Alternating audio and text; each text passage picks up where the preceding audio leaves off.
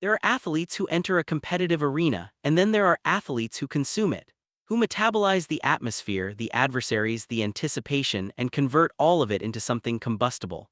Marc Marquez, 9-time sovereign of motorcycle racing's most brutal discipline, does not merely participate in Grand Prix weekends, he orchestrates them. He choreographs the tension, sculpts the narrative, and then detonates everything on Sunday afternoon while the rest of the paddock is still deciphering his opening remarks from Friday morning. The cold arithmetic of Friday. Strip away the theatrics momentarily, discard the psychological undercurrents and the strategic posturing. Examine with clinical detachment what the stopwatches actually communicated on this particular Friday in southern Spain. Fabio Di Giannantonio Dija, the tattooed virtuoso from the VR-46 satellite operation, materialized as the morning's supreme authority. Armed with freshly unwrapped medium compound rubber, he piloted his GP26 into territory no other competitor could access, becoming the solitary individual to breach the 1:36 barrier during the entirety of Friday morning's free practice 1 session. That accomplishment in isolation would constitute a commendable Friday performance. But the layers beneath that headline lap time are where the genuinely incendiary intelligence resides. Because while Di Giannantonio was extracting maximum potential from virgin tire compounds, several of his rivals were doing something altogether more provocative.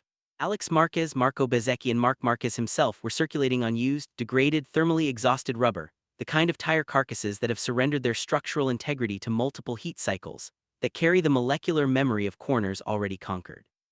And on this compromised, depleted equipment, Alex Marquez finished third, Bezzecchi fourth, and Marc Marquez fifth.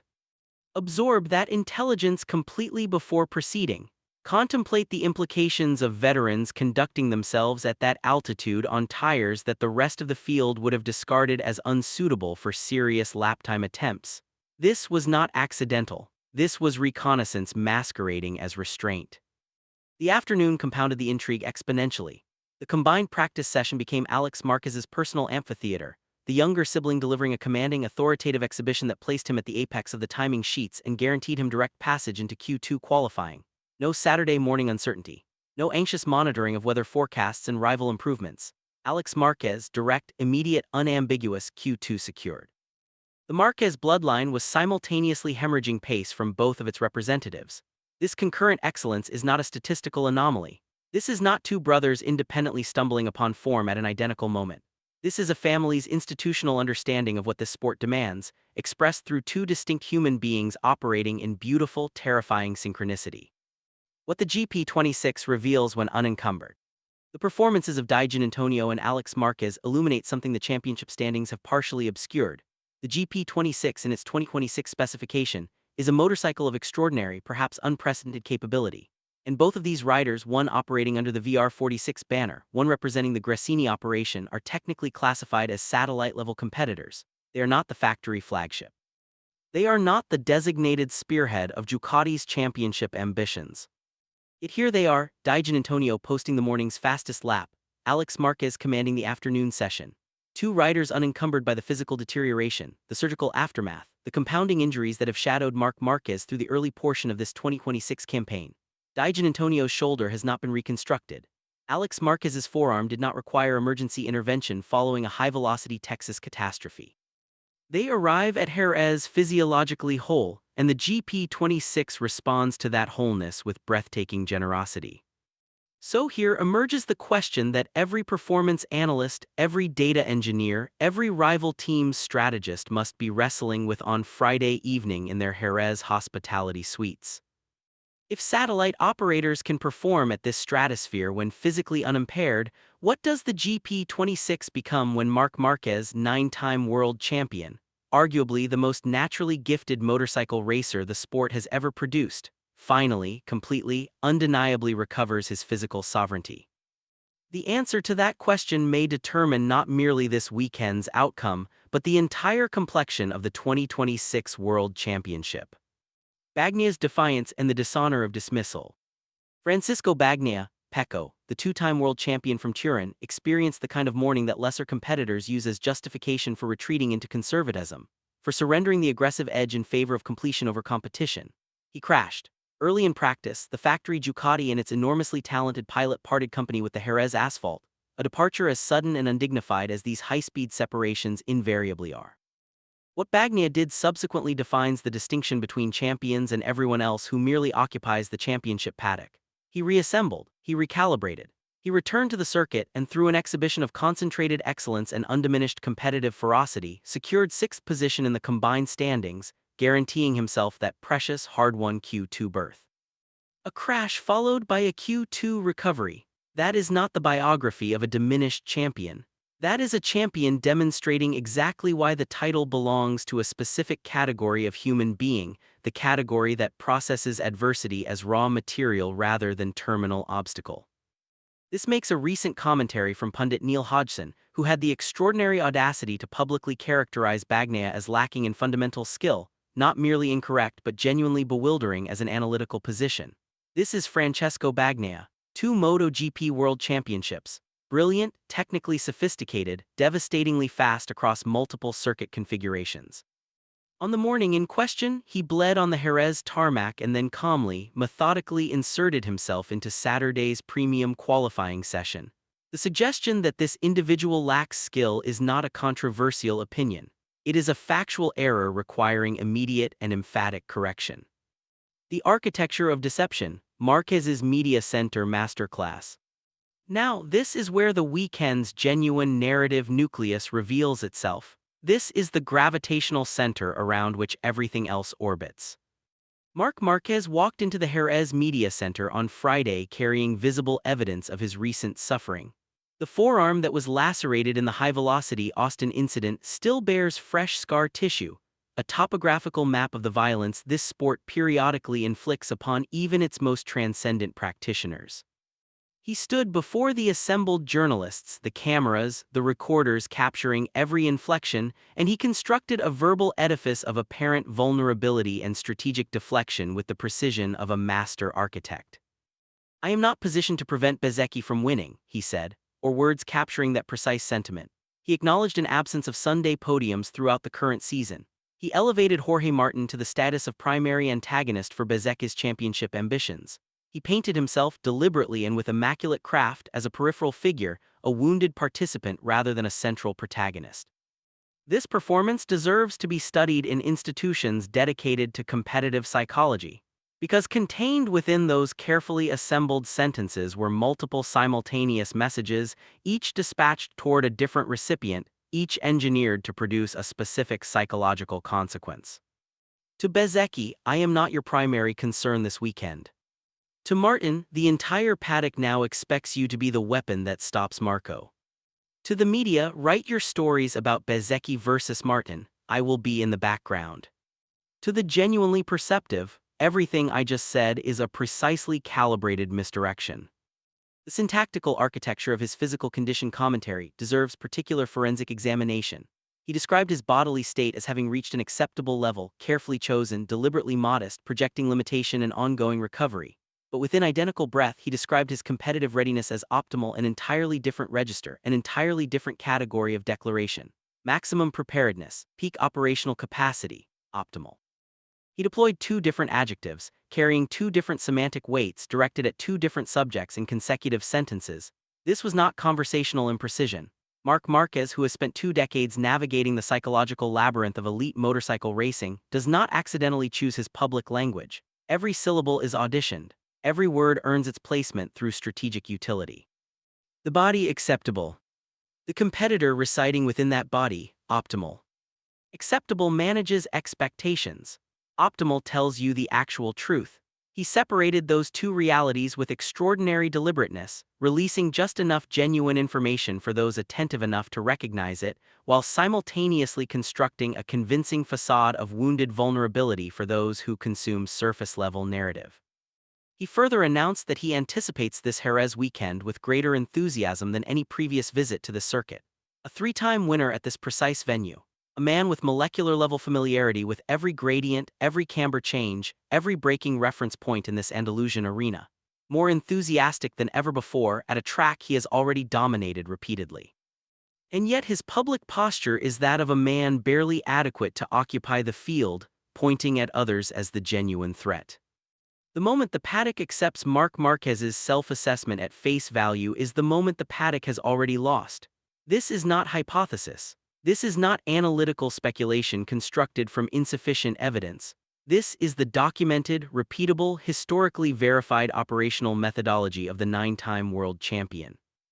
He navigates the media's perception of him the way he navigates a wet circuit, finding traction where others find chaos, maintaining control where others surrender to the prevailing conditions.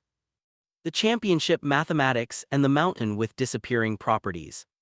Acknowledge the deficit honestly. 36 points separate Marc Marquez from the championship summit currently occupied by Marco Bezzecchi. In the currency of MotoGP point-scoring architecture, that is a substantial separation, not an irretrievable chasm, but not a casual deficit easily eliminated through a single fortuitous weekend.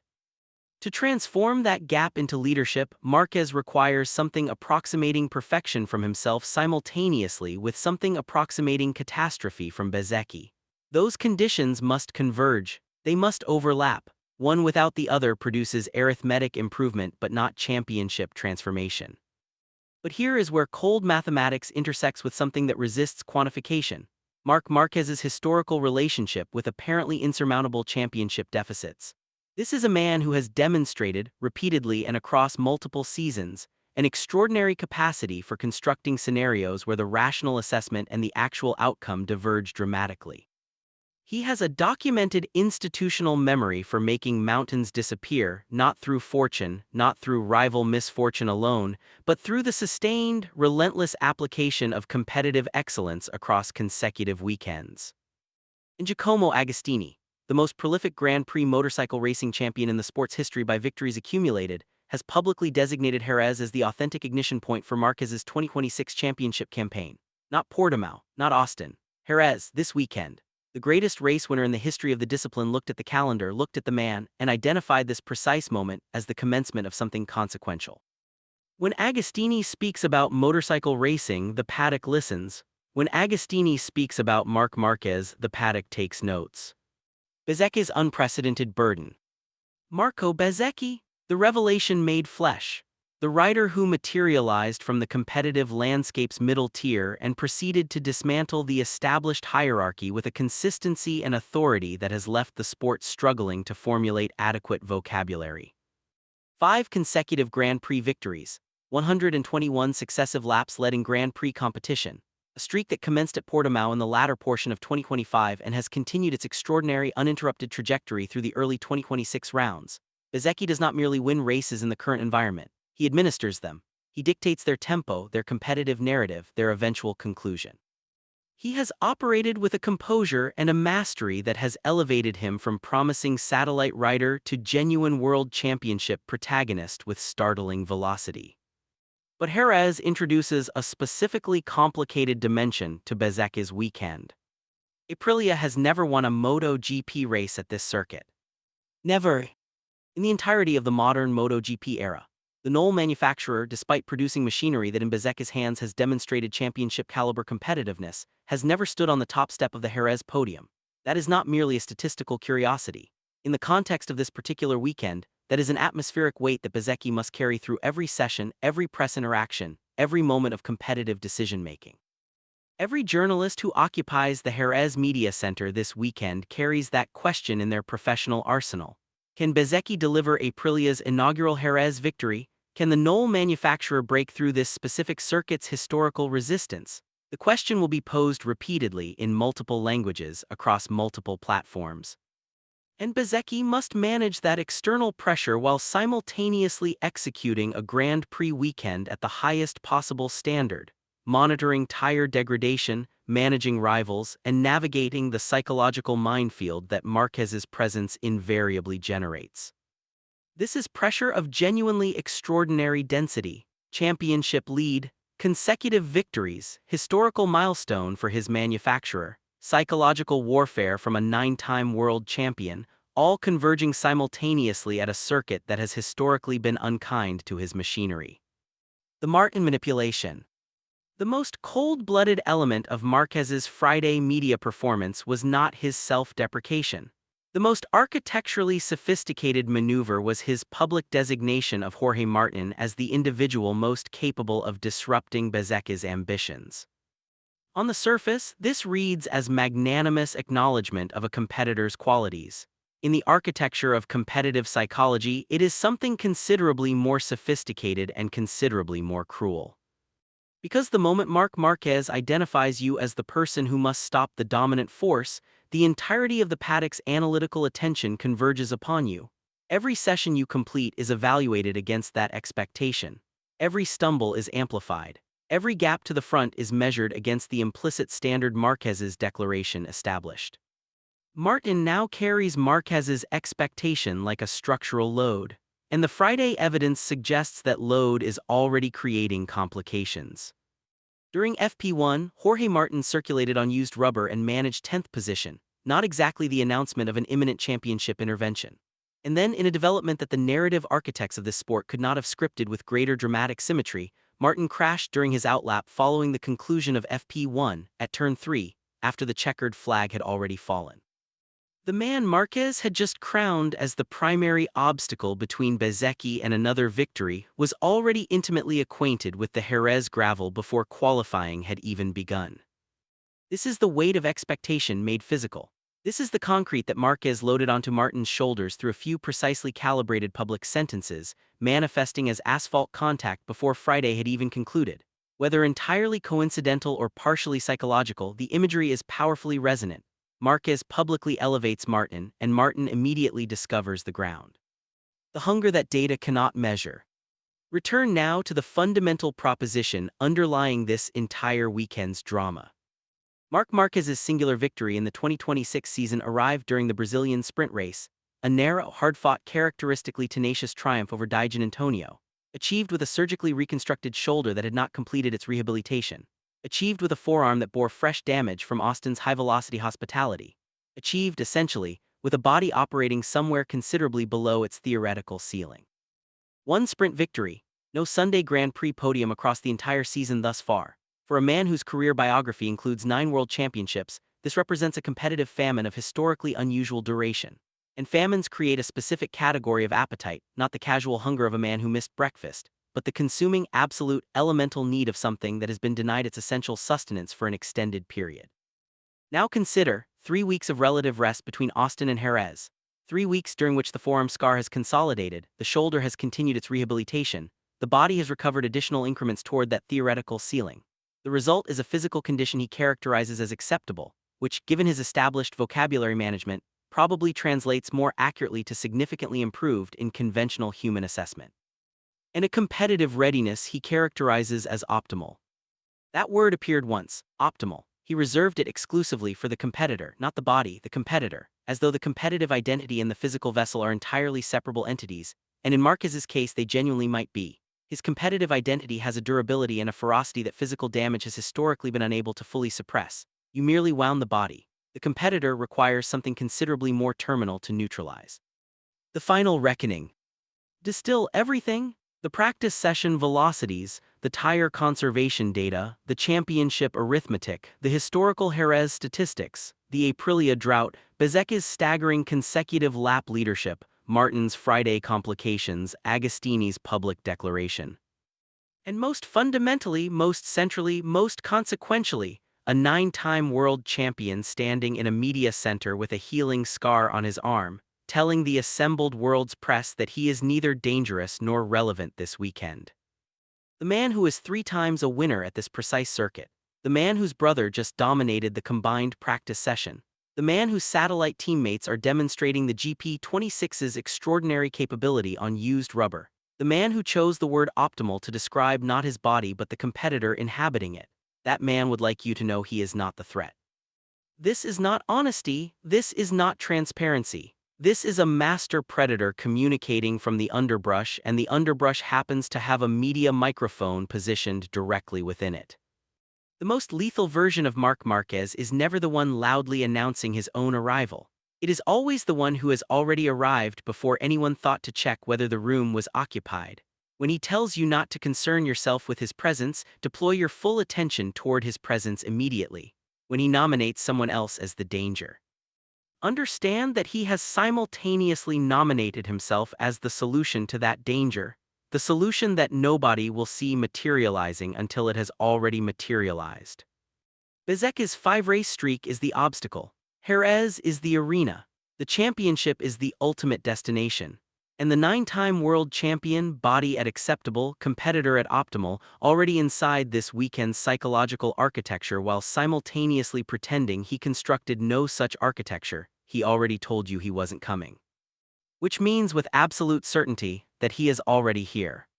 The weekend has barely begun, the real race starts now.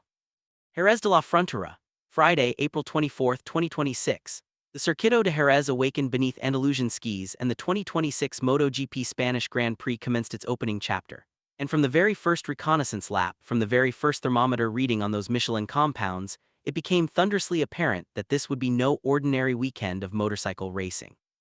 The Ducati Armada arrived not merely as contenders but as conquerors in waiting, their GP26 machinery exhaling velocity the way volcanoes exhale pressure, inevitably, magnificently, and with catastrophic implications for everything standing downwind.